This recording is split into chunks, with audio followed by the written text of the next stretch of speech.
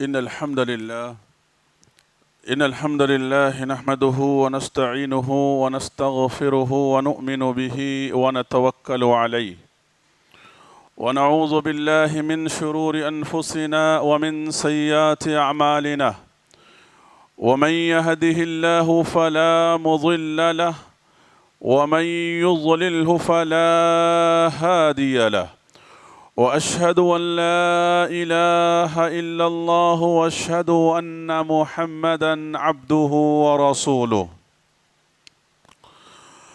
أعوذ بالله من الشيطان الرجيم بسم الله الرحمن الرحيم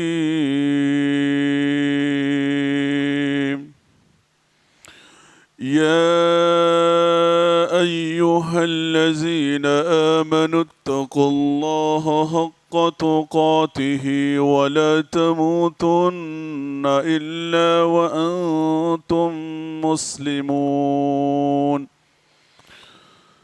يا أيها الناس اتقوا ربكم الذي خلقكم من نفس واحدة وخلق منها زوجها وبث منهما رجالا كثيرا ونساء واتقوا الله الذي تساءلون به والأرحام إن الله كان عليكم رقيبا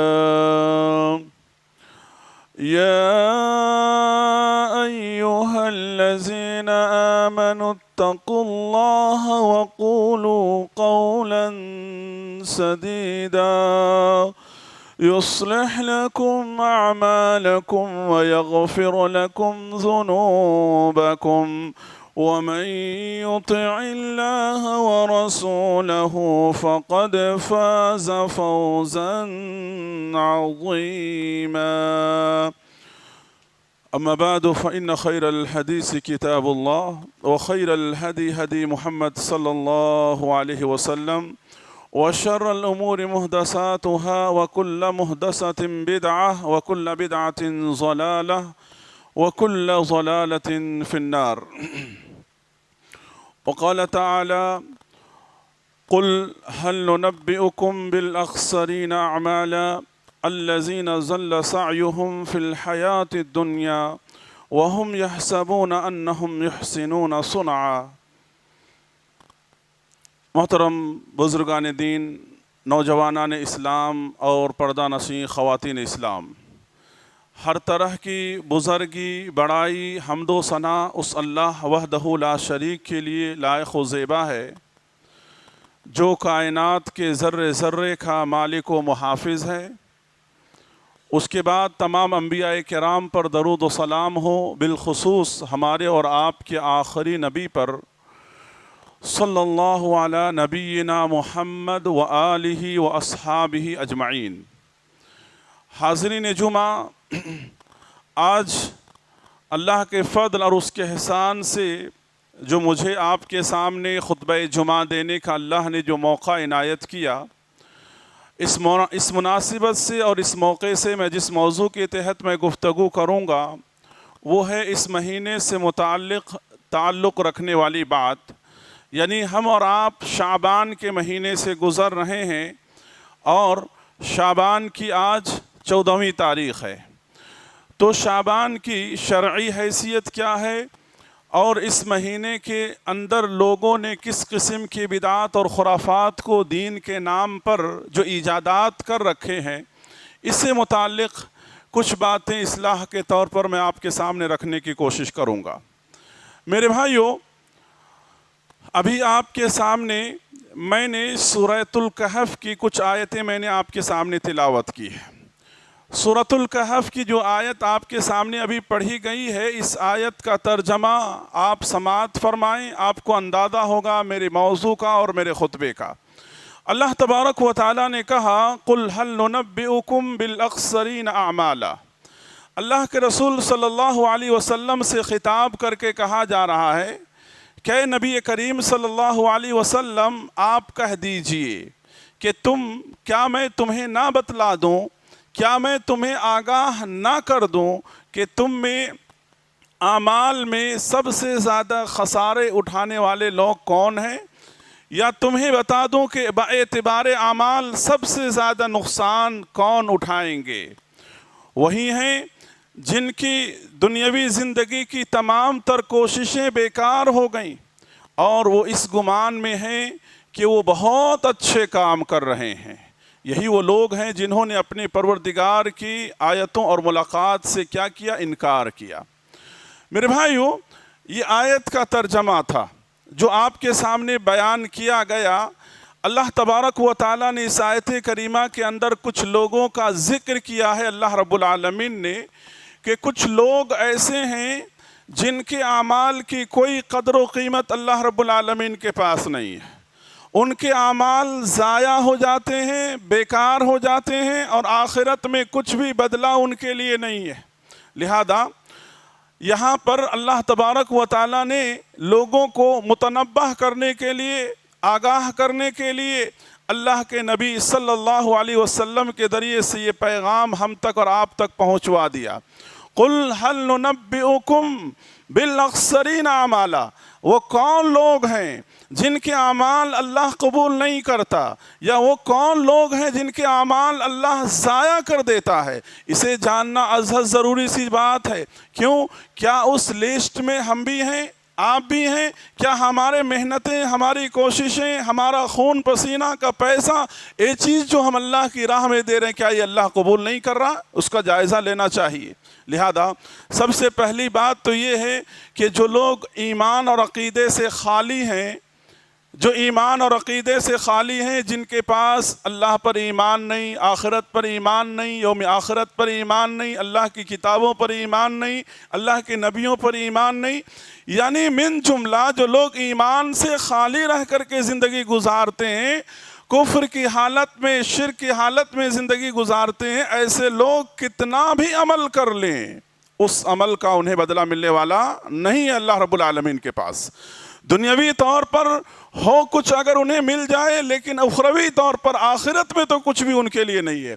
لہذا اللہ کے رسول صلی اللہ علیہ وسلم سے صحابہ نے یعنی زمانے جاہلیت کا ایک بڑا سخی انسان، بڑا خوددار انسان، بڑا سخاوت کرنے والا انسان، جس کا نام تھا عبداللہ بن جدعان، اللہ اکبر، بڑا نیک انسان تھا اپنے لحاظ سے، اور لوگوں کا بڑا ہمدرد انسان تھا۔ اللہ کے رسول صلی اللہ علیہ وسلم سے پوچھا صحابہ نے کہ کیا عبداللہ بن جدعان کو اس کی نیکی کا بدلہ اللہ رب العالمین کے پاس ملے گا؟ اللہ کے رسول صلی اللہ علیہ وسلم نے کہا کہ اس نے جو کچھ بھی چیریٹی کیا یا خرچ کیا یا غریب اور مسکین کو کھلایا پلایا، اس کو کچھ بدلہ ملنے والا نہیں ہے۔ کیوں؟ اس لیے کہ اس نے کبھی اللہ کی وحدانیت کا اقرار نہیں کیا، یعنی عقیدہ توحید کو اس نے کبھی نہیں اپنایا، جس کی وجہ سے اسے اس کی نیکی اور اس کی بھلائی کا بدلہ اللہ کے پاس کچھ نہیں ملے گا۔ عبداللہ بن جدعان کے تعلق سے نبی کریم صلی اللہ علیہ وسلم نے بات کہی۔ میرے بھائیوں، اسی طرح سے اللہ کے رسول صلی اللہ علیہ وسلم نے یہ بات بھی بیان فرمائی، جس کے راوی صحیح مسلم کی روایت ہے، عبداللہ بن مسعود رضی اللہ عنہ راوی حدیث ہیں کہ میرے بعد یعنی ہر نبی کے کچھ حوارین ہوتے تھے، ہر نبی کے کچھ حوارین ہوا کرتے تھے۔ حوارین سے مطلب اس نبی پر ایمان لانے والے ان کے سچے وفادار صحابہ، جیسے اللہ کے رسول صلی اللہ علیہ وسلم کے صحابہ تھے، تو اسی طرح سے ان کے بھی حوارین تھے۔ اللہ کے رسول صلی اللہ علیہ وسلم بیان فرماتے ہیں کہ جب تک وہ لوگ موجود تھے، جب تک وہ نیک لوگ موجود تھے، ان کے دین میں، ان چیزوں میں کوئی تبدیلی نہیں کی گئی، لیکن ان کی وفات کے بعد کچھ لوگ ایسے آئے جو دین کے اندر تبدیلیاں پیدا کرنے لگے، دین کے اندر نئی نئی چیزیں پیدا کرنے لگے، جسے بدعات کہتے ہیں، خرافات کہتے ہیں۔ اور آج میں آپ حضرات کے سامنے انہی چیزوں کے تعلق سے باتیں کرنا چاہتا ہوں اور انہی باتوں کی وضاحت کرنا چاہتا ہوں میں آپ کو۔ لہذا دوسرے قسم کے وہ لوگ ہیں جو باقاعدہ طور پر اللہ پر تو ایمان رکھتے ہیں، آخرت پر بھی ایمان رکھتے ہیں، کلمہ بھی پڑھتے ہیں، لیکن دین کے اندر بدعات کرتے ہیں، خرافات کرتے ہیں، دین کے اندر منمانی کرتے ہیں، اپنی خواہش نفس کی پیروی کرتے ہیں، تو ایسے لوگوں کے اعمال بھی اللہ ضائع کر دے گا، ایسے لوگوں کے اعمال کی بھی اللہ کے پاس کوئی قدر و قیمت نہ ہوگی۔ لہذا آپ دیکھیے کہ بدعات اور خرافات جب سماج اور معاشرے کے اندر جنم لیتا ہے تو اس کے کیا کیا نقصانات ہوتے ہیں۔ سب سے پہلا نقصان یہ ہوتا ہے بدعات اور خرافات کا کہ دین کی جو اصلیت ہے وہ دین کی اصلیت ختم ہو جاتی ہے۔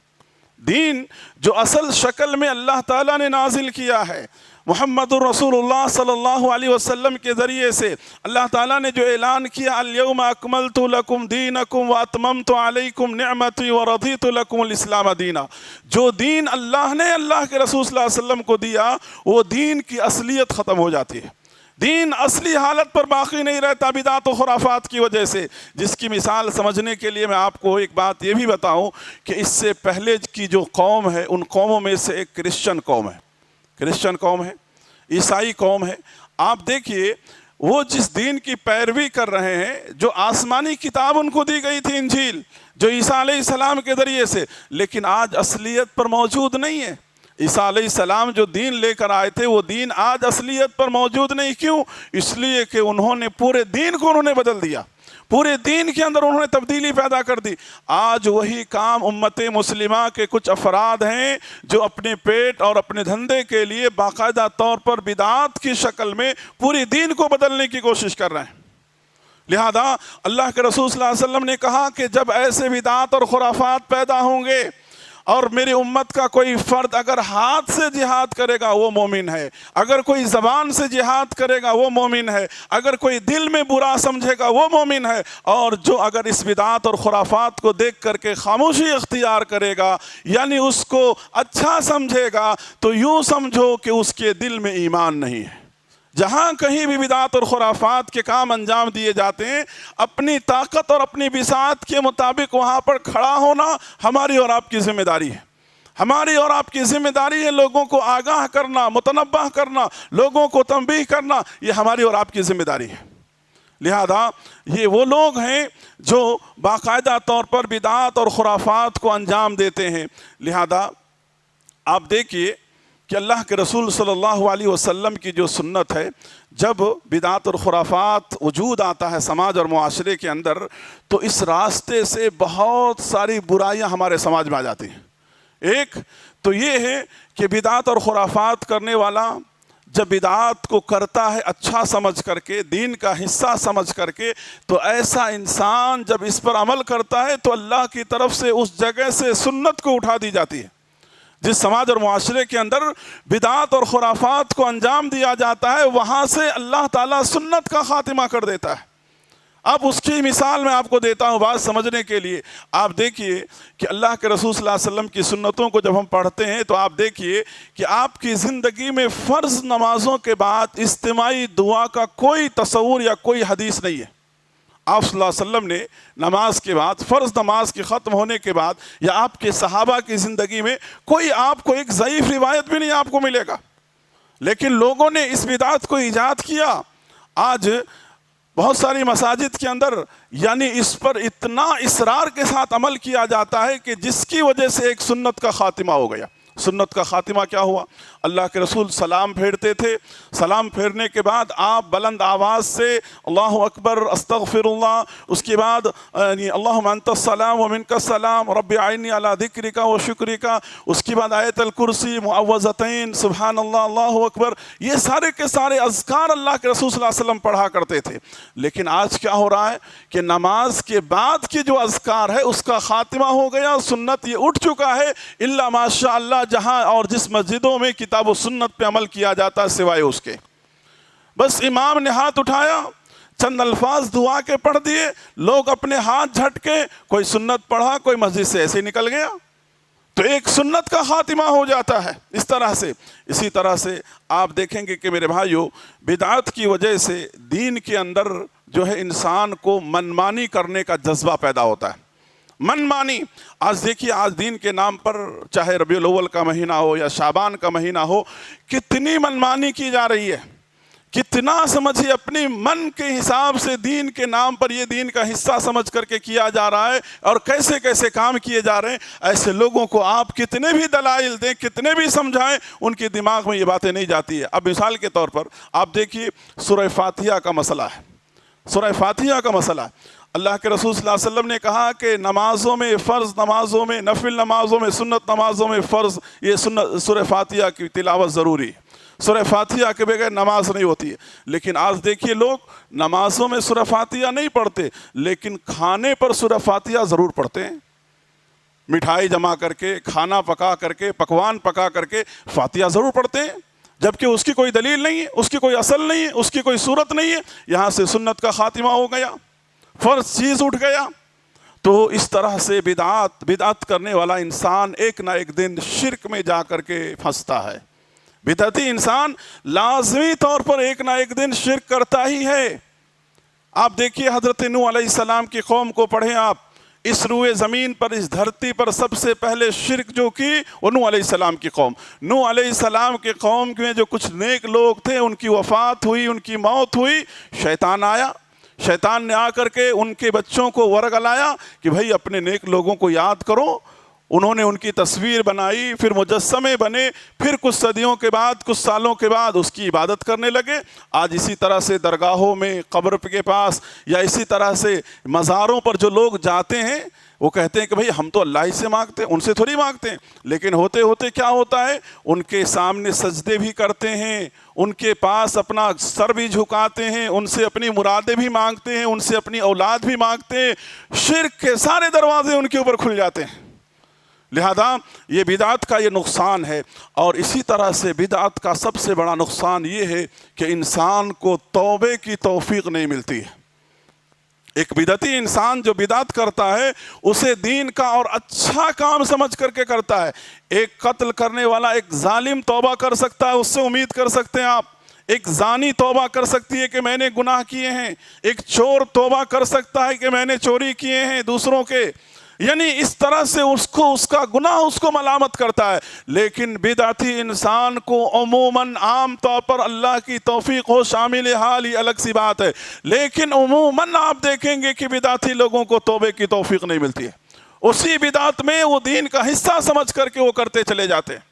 और बिदअत का नुकसान एक ये भी है कि कल क़यामत के दिन नबी करीम सल्लल्लाहु अलैहि वसल्लम के हाथ से जो हौज़े कौसर जैसी नेमत मोमिनों को हासिल होगी, उससे ये महरूम रहेंगे, इससे महरूम रहेंगे।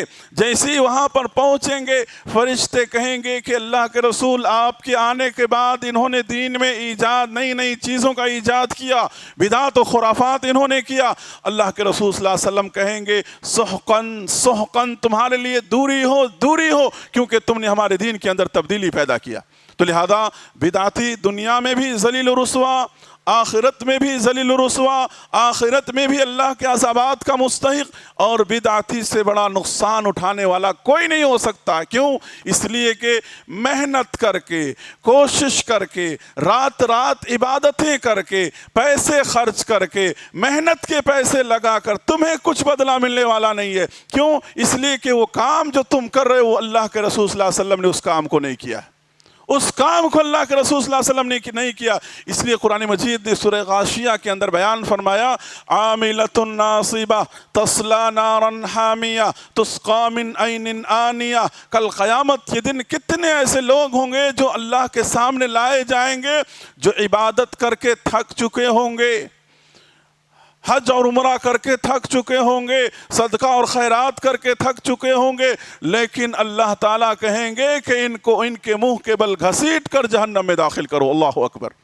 आमिलतुन नासिबा तस्ला नारन हामिया, गर्म गर्म खोलता हुआ पानी उनके ऊपर डाला जाएगा। क्यों? इसलिए कि जो अमल इन्होंने किया, ये अमल अल्लाह के रसूल सल्लल्लाहु अलैहि वसल्लम का अमल नहीं था, इनका अपना बनाया हुआ अमल था, इनके बुजुर्गों का अमल था, इनके आबा व अजदाद का अमल था, दीन मुहम्मदी का अमल नहीं था।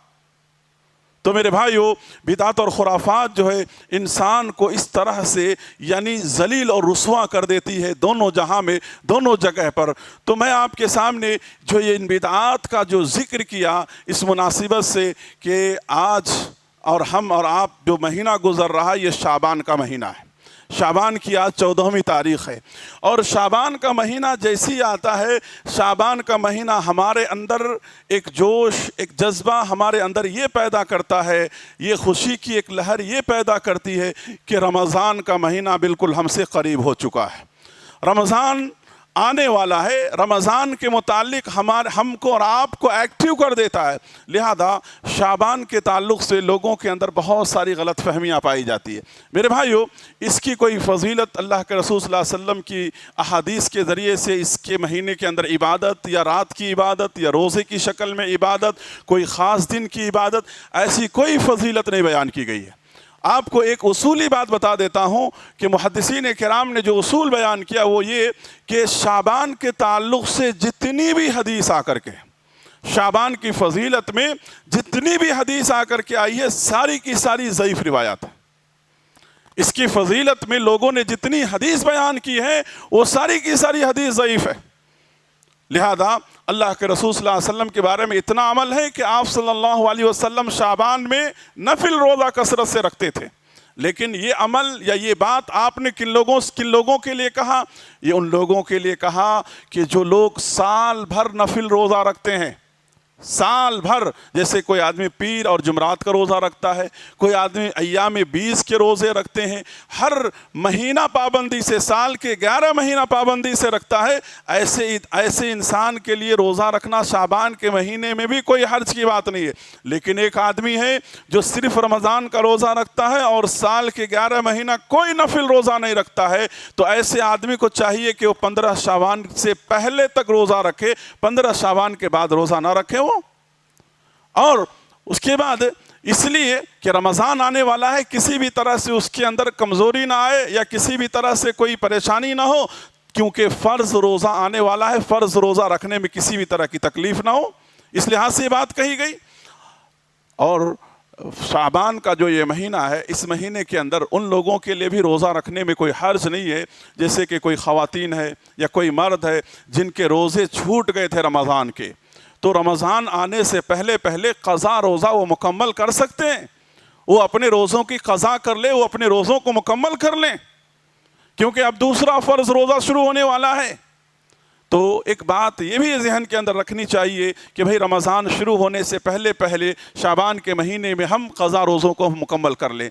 میرے بھائیو، یہ شعبان کی جو 15ویں تاریخ ہے، جس کو لے کر کے امت کے اندر غلط قسم کے استدلال جو ہے علماء بیان کرتے ہیں، یعنی علماء لوگوں کو گمراہ کرنے کے لیے قرآن مجید کی آیات کو، قرآن مجید کی جو معنی اور مطلب ہے اس کو غلط طریقے سے لوگوں کے درمیان بیان کرتے ہیں۔ اب دیکھیے سورہ دخان کی جو یہ آیت ہے، جو آیت کہ اللہ تعالیٰ نے لیلۃ القدر کی فضیلت اور لیلۃ القدر کے تعلق سے اللہ رب العالمین نے بیان فرمائی ہے، لیکن آج اس آیت کا غلط استدلال کیا جاتا ہے۔ اس آیت کو بیان کر کے شب برات یا شعبان کی 15ویں تاریخ کی رات کی فضیلت بیان کی جاتی ہے، جس کی وجہ سے آپ دیکھیں گے کہ لوگ 15ویں شعبان کی رات کو فل تیار ہو کر کے، نئے کپڑے پہن کر کے، یعنی عبادت کا رات سمجھ کر کے پوری رات مسجدوں میں گزارتے ہیں، آدھی رات کے بعد قبرستانوں کی زیارت کرتے ہیں،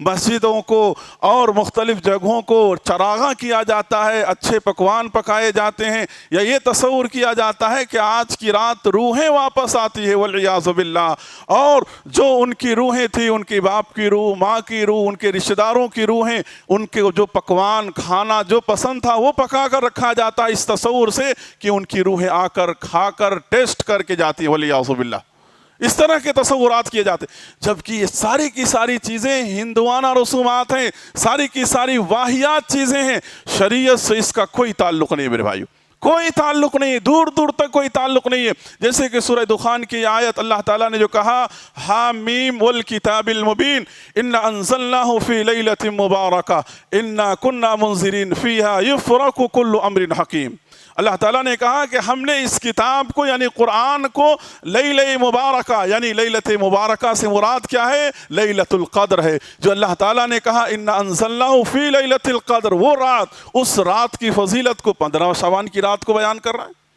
کتنے افسوس کی بات ہے میرے بھائیوں، قرآن مجید کی آیات کا غلط استدلال کیا جا رہا ہے، لہذا یعنی 15 شعبان کی رات کی عبادت کی کوئی حقیقت نہیں ہے۔ اللہ سے ڈرو میرے بھائیوں، اللہ سے ڈرو، کوئی اس کی عبادت کے اندر اپنے آپ کو مصروف نہ کرے۔ آج ہی کی رات شاید ہوگی، کوئی بھی اس رات روزہ رکھنا، صبح ہو کر کے رات میں عبادت کرنا، صبح میں روزہ رکھنا، اس طرح کی جو عبادات کی جا رہی ہے کچھ بدلہ ملنے والا نہیں ہے۔ یہاں تک کہ آپ کو معلوم ہے جمعہ کی رات یا جمعہ کا دن بابرکت ہے، اگر کوئی آدمی صرف اور صرف جمعہ کی رات بابرکت سمجھ کر کے رات میں اٹھ کر کے صرف جمعہ کے دن تہجد پڑھتا ہے، اللہ کے رسول صلی اللہ علیہ وسلم نے منع کیا، اس سے بھی منع کیا اس بات سے کہ کوئی دن کو تم خاص کر کے صرف تم اس دن کی عبادت کرو۔ 15ویں شعبان کی رات کو آپ عبادت کریں، شرعی اعتبار سے کوئی اس کے لیے دلیل اور پروف نہیں ہے، یا اس دن آپ سمجھے روزہ رکھیں، اس کے لیے کوئی شرعی طور پر کوئی دلیل نہیں ہے۔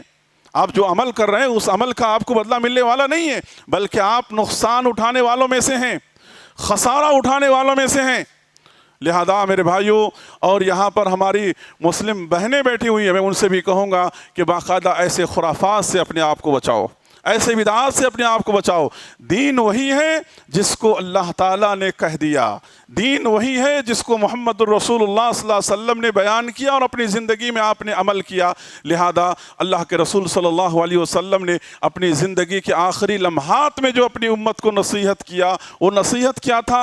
ارباز بن ساریہ رضی اللہ عنہ بیان کرتے ہیں کہ اللہ کے رسول صلی اللہ علیہ وسلم نے آخری وقت میں ایسی نصیحت کیا ہم کو کہ ہمارے دل پوری طرح سے کانپ اٹھے، ہمارے آنکھوں سے آنسو بہہ گئے، اور اللہ کے رسول صلی اللہ علیہ وسلم نے ہم کو نصیحت کرتے ہوئے کہا اوصیکم بتقوی اللہ، لوگوں میں تمہیں تقوی کی وصیت کرتا ہوں۔ اور نصیحت کرتے ہوئے آپ نے کہا علیکم بسنتی وسنت الخلفاء الراشدین والمہدیین، کہ لوگوں اللہ کا تقوی اختیار کرنا اور میرے بعد میری سنت اور میرے صحابہ کا جو طریقہ یعنی میرے صحابہ کا جو طور طریقہ ہے ان چیزوں کو اپنانا۔ اور اللہ کے رسول صلی اللہ علیہ وسلم نے کہا ترکت فیکم امرین، دو چیزیں تمہارے درمیان میں چھوڑ کر جا رہا ہوں، ایک سنت میری سنت اور ایک اللہ کا کلام یعنی قرآن مجید۔ ان دو چیزوں کو اگر تم مضبوطی سے پکڑ لو گے، دنیا کی کوئی طاقت تمہیں گمراہ نہیں کر سکتی ہے، دنیا کی کوئی طاقت تمہیں گمراہ نہیں کرے گی۔ لہذا آج امت پوری طرح سے ان دو چیزوں سے دور ہو چکی ہے، عاری ہو چکی ہے، اور آج مختلف طریقے سے دین کو بدنام کر رہے ہیں اور خود بھی بدنام ہو رہے ہیں، دنیا میں ذلت و رسوائی کا سامنا کر رہے ہیں۔ اللہ تعالیٰ نے سورہ نور کے آخری آیت میں آخری صفحے میں اللہ تعالیٰ نے یہ بات بیان فرمائی کہ یاد رکھو اگر تم نے اللہ کے رسول صلی اللہ علیہ وسلم کی سنت کے ساتھ تم نے کھلواڑ کیا تو یاد رکھو کہیں ایسا نہ ہو کہ اللہ تعالیٰ آسمان سے کوئی عذاب علیم تمہارے اوپر، دردناک عذاب اللہ تمہارے اوپر نازل کر دے۔ مفسرین نے کہا بیماری بھی ہو سکتا ہے، اللہ زلزلہ بھی نازل کر سکتا ہے، قحط بھی نازل کر سکتا ہے، دشمنوں کو بھی مسلط کر سکتا ہے، کچھ بھی ہو سکتا ہے۔ آج ہمارے حالات کو دیکھیے آپ، مسلمانوں کی اجتماعی حالات کو دنیا میں دیکھیے کیا حالت ہے۔ ہو سکتا ہے کہ آج ہم نے جو دین کو مذاق بنایا ہے جس کی وجہ سے اللہ تعالیٰ آج مسلمانوں کی یہ حالت بنا رکھی ہے۔ تو میرے بھائیو، 15ویں شعبان کی رات کو جو لوگ عبادت کرتے ہیں یا جو لوگ سمجھیے کھانا پینا پکا کر یہ تصور کرتے ہیں روحیں آئیں گی، روح کسی کی نہیں آتی ہے اس دنیا کے اندر۔ اللہ تعالیٰ نے تو علیین اور سجین روح کو یعنی جو اللہ نے جو رکھا ہے دو مقام ہے، علیین کے اندر نیک لوگوں کی روح ہیں اور سجین یعنی یہ جو برے قسم کے لوگ ہیں ان کی روح وہاں پر اللہ تعالیٰ نے رکھا ہے۔ لہذا اس طرح کے تصورات کر کے، اور آپ دیکھیں گے قبرستان کی زیارت کہا ہے شریعت کرو، کہا ہے کہ جاؤ، اس کو دیکھنے سے تمہاری حقیقت، تمہارا اوقات تمہیں معلوم ہوگا، تمہاری موت تمہیں یاد آئے گی، لیکن یہ نہیں کہا کہ 15ویں شعبان کی رات کو جاؤ۔ اس رات کو خاص کر کے قبرستانوں کو لائٹنگ کیا جاتا ہے، یہاں تک کہ استغفر اللہ کہتے ہوئے آدمی کو شرم آتی ہے کہ آپ دیکھیں گے کہ ان کی قبروں پر لے جا کر کے شراب کی بوتلیں بھی رکھتے ہیں کہ ان کو پسند تھا ان کی زندگیوں میں، کھانے پینے کی چیزیں بھی وہاں پر لے جا کر کے رکھتے ہیں۔ آپ کو معلوم ہے، آپ یہ سوشل میڈیا کے ذریعے ساری چیزوں کو آپ دیکھ رہے ہیں، ایسی نادانی اور ایسی جہالت پر لوگ اترے ہوئے ہیں۔ लिहाजा इन तमाम चीज़ों से अपने आप को बचाओ। दीन के मामले में कोई सवालात हैं उलमा से पूछो, शक हो शुबा हो उलमा से मालूमात करो, दीन को मनमानी मत बनाओ। तो ये कुछ बातें थी मेरे भाइयों जो मैंने आपके सामने बयान किया। शाबान के हर तरह के खुराफात से अपने आप को बचाओ। जो सही अमल है उस अमल पे अपने आप को लगाओ। वो अमल हमारे लिए, आपके लिए, तमाम के लिए आखिरत और दुनिया दोनों जगह पर कामयाबी का ज़रिया बनेगा। अल्लाह रब्बुल आलमीन से दुआ है कि रब्बुल आलमीन जो भी बातें कही गई है उन बातों को अपनी ज़िंदगियों में अपनाने और किताब व सुन्नत पर अमल करने की अल्लाह तौफीक नसीब फरमा। आमीन। अक़ूलु क़ौली हाज़ा अस्तग़फ़िरुल्लाह ली व लकुम व लिसाइरिल मुस्लिमीन।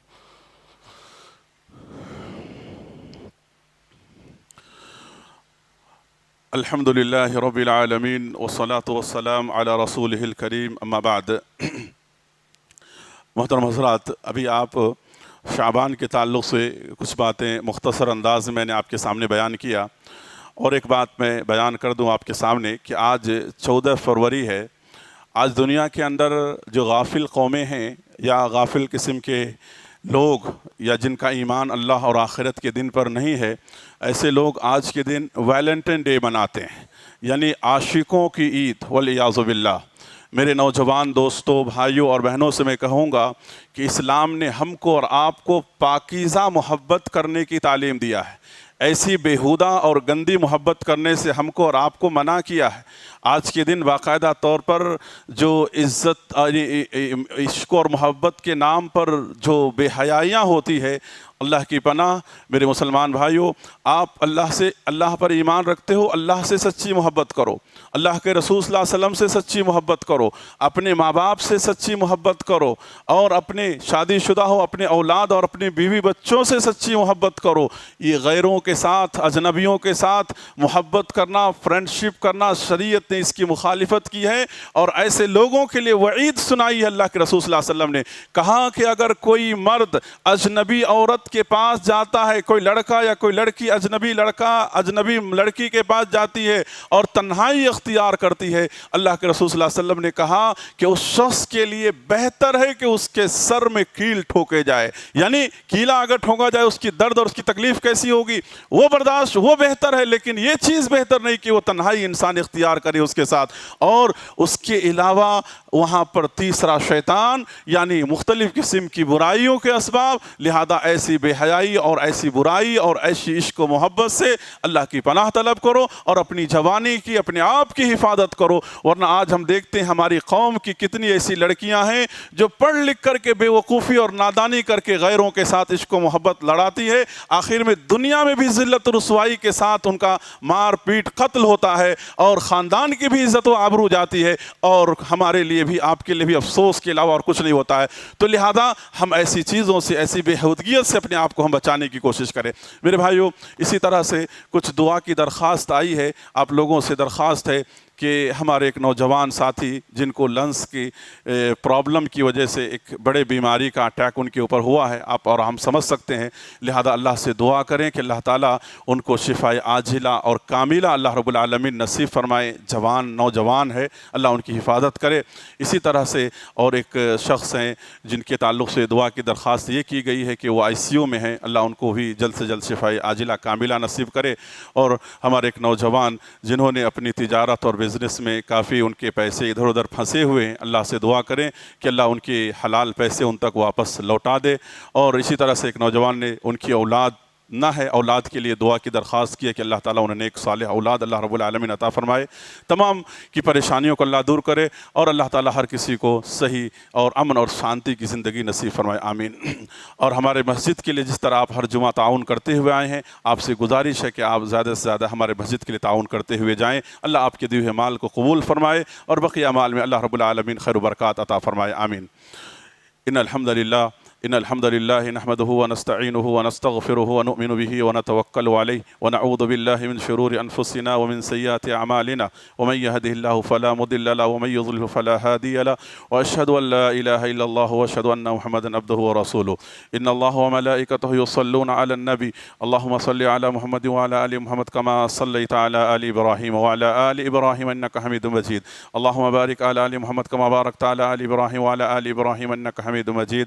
इबाद الله رحمني ورحمكم الله إن الله يأمركم بالعدل والإحسان وإيتاء ذي القربى وينهى عن الفحشاء والمنكر والبغي يعظكم لعلكم تذكرون اذكروا الله يذكركم ادعوه يستجب لكم ولذكر الله تعالى أعلى عز وتم وأهم وأكبر